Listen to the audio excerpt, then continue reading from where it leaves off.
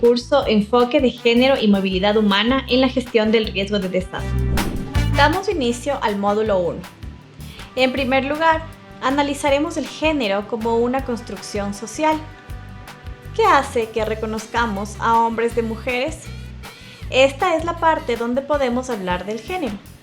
El género se refiere a las características de las mujeres y de los hombres definidas por la sociedad, como las normas, los roles y las relaciones que existen entre ellos. Lo que se espera de uno y otro género varía de una cultura a otra y puede también cambiar con el tiempo. En consecuencia, el género se convierte en una diferencia social con base en una diferencia biológica. Es una forma de explicar esta construcción social y simbólica entre hombres y mujeres. Cuando pensamos en los rasgos que diferencian a hombres de mujeres, podemos creer que es muy sencillo hacer esta distinción. Pero si pensamos en que tenemos que hacer una explicación de cómo reconocer a un hombre de una mujer, a un ser de otro planeta, empezamos a darnos cuenta que las características fundamentales que nos diferencian son las biológicas. Los rasgos netamente biológicos son los que compartimos con el reino animal y nos hacen diferenciar entre macho y hembra, principalmente debido a los órganos reproductivos, es decir, que clasifica a los individuos en dos grupos, los portadores de espermatozoides y las portadoras de óvulos. Esta diferencia es la que determina el sexo en las personas.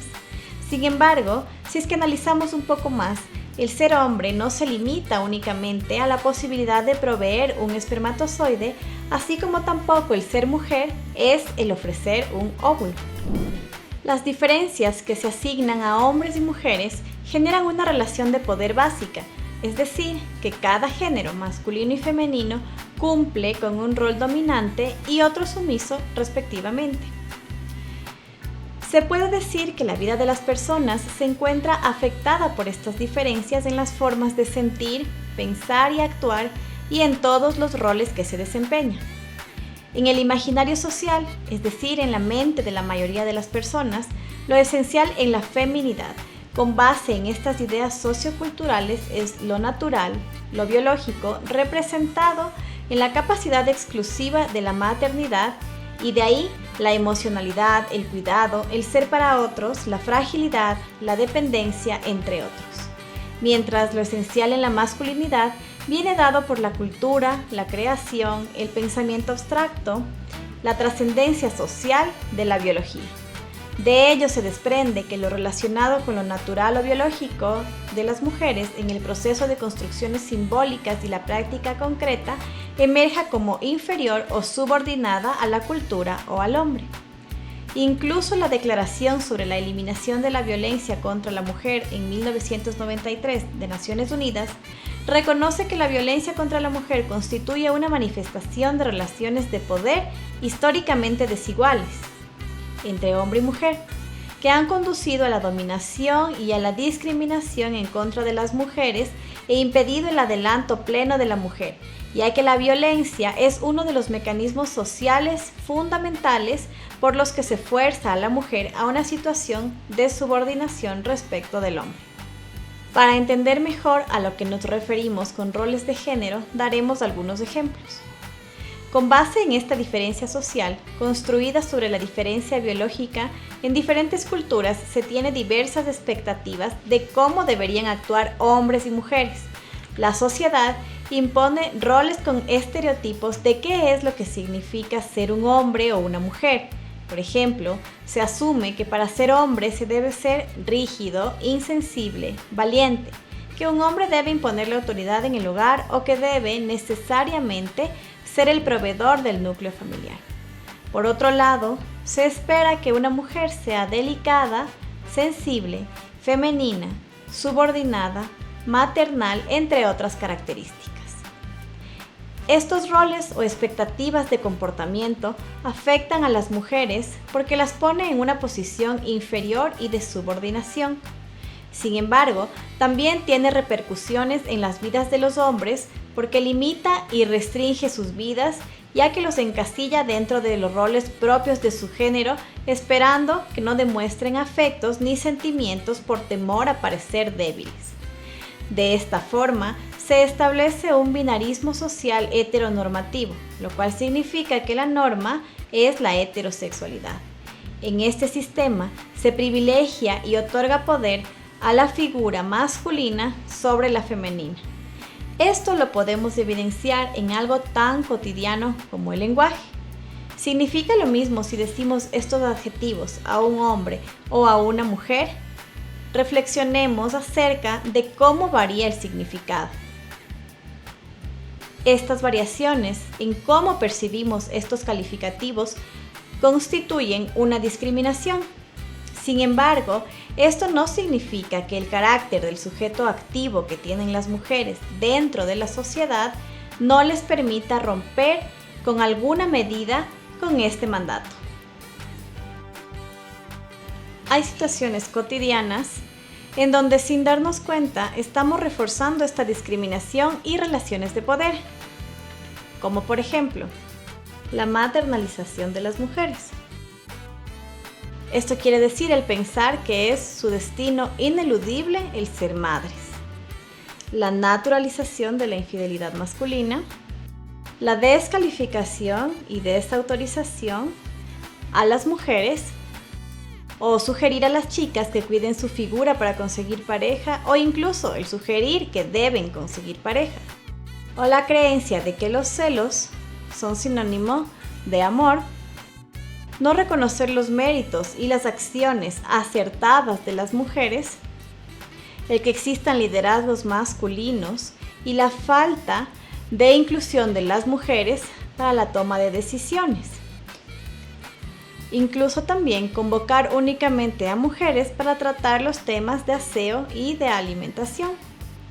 Debemos considerar que la discriminación contra las mujeres viola los principios de la igualdad de derechos y del respeto a la dignidad humana, que dificulta la participación de la mujer en las mismas condiciones que el hombre en la vida política, social, económica y cultural de su país, que constituye un obstáculo para el aumento del bienestar de la sociedad y de la familia y que entorpece el pleno desarrollo de las posibilidades de la mujer para prestar servicio a su país y a la humanidad.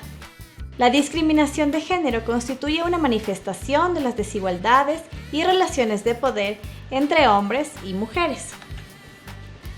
Otra manifestación de las desigualdades y relaciones de poder entre hombres y mujeres es la violencia de género. La violencia de género está definida en varios instrumentos internacionales y nacionales.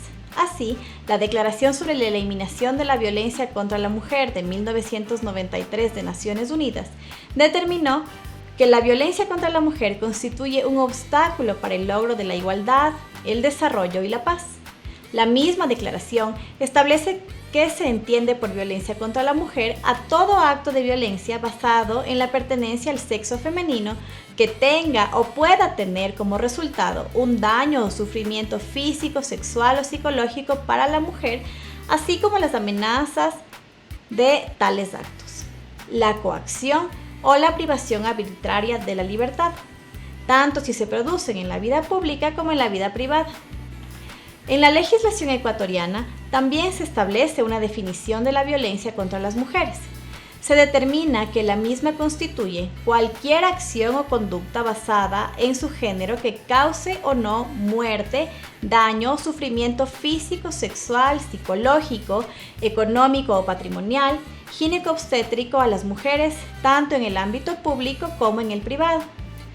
De esta forma, la Constitución del Ecuador establece que se debe considerar las medidas necesarias para prevenir, eliminar y sancionar toda forma de violencia, en especial la ejercida contra las mujeres.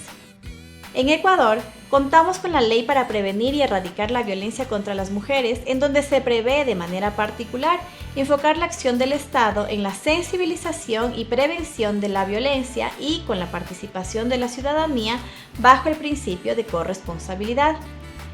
Estos dos actores deben garantizar la transformación de los patrones socioculturales y la erradicación de prácticas que naturalizan la violencia contra las mujeres. En esta ley se establece además tres componentes para la erradicación de la violencia: la atención, la protección y la reparación de las mujeres víctimas de violencia para garantizar su seguridad e integridad y para retomar su proyecto de vida. Por otra parte, cabe señalar que dentro de los principios que rigen y orientan las actividades dentro de la gestión de riesgos en el Ecuador está la equidad de género y la igualdad.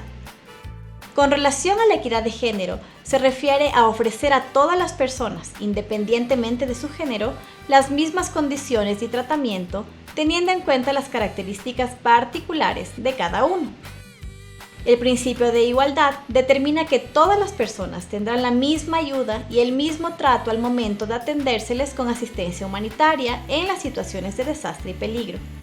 Más adelante, en una siguiente unidad, se abordará el marco jurídico nacional e internacional relevantes para este tema. Finalmente, las conclusiones de esta unidad.